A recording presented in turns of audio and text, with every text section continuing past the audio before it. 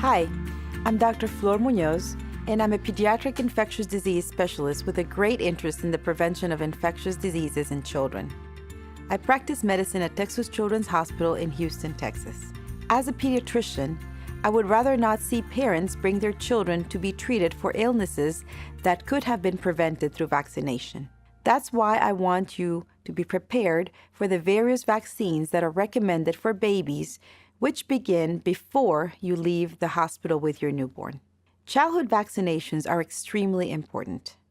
Vaccination has led to the near eradication of some diseases that were once devastating. For example, at one time, polio, which frequently causes paralysis and death, was common each summer in the United States. Currently, there are no reports of polio in the United States and throughout the American continent, thanks to the development of the polio vaccine and the widespread vaccination of children. Everyone, children and adults, benefit from getting the recommended vaccines for their age and health.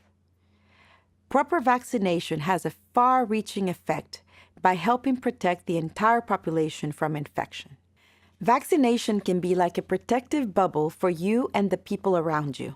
When most people have protection against the disease, it is unlikely that a significant outbreak will occur. The Centers for Disease Control and Prevention, the CDC, makes recommendations for childhood vaccinations based on extensive research.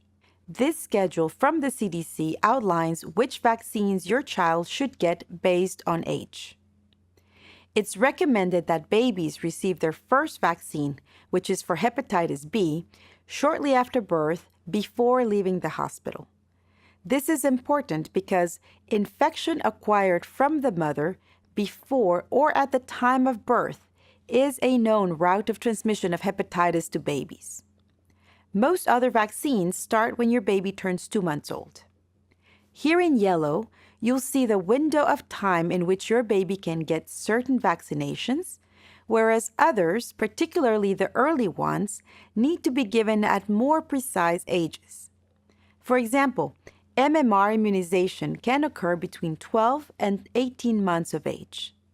And the first dose of the hepatitis A vaccine can be given any time between ages 1 and 2.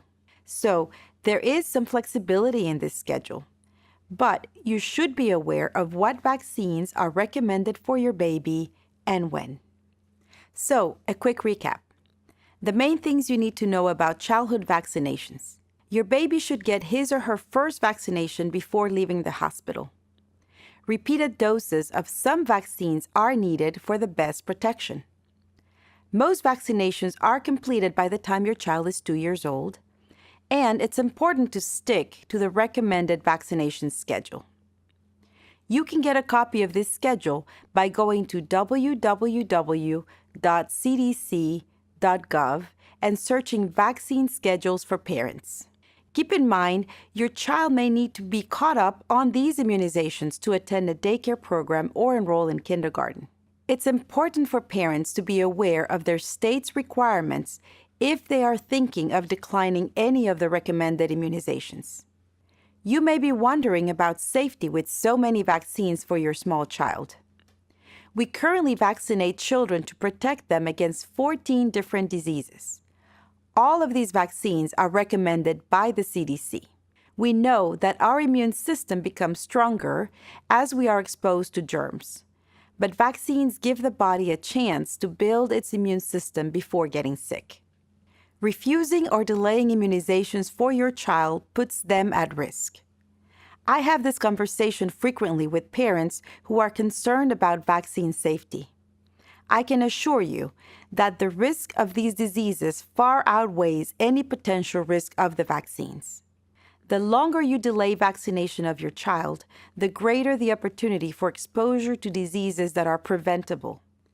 Pregnancy is a great time to learn about vaccinations for your child and to understand what you can do now to protect your baby. Certain vaccines are recommended while you are pregnant to protect you and your baby from the flu and pertussis or whooping cough. For any questions about vaccines you should receive while you are pregnant, please speak to your obstetrician or midwife. For additional information, please take a look at the other videos in this series to learn how you can ensure a healthy start for your baby.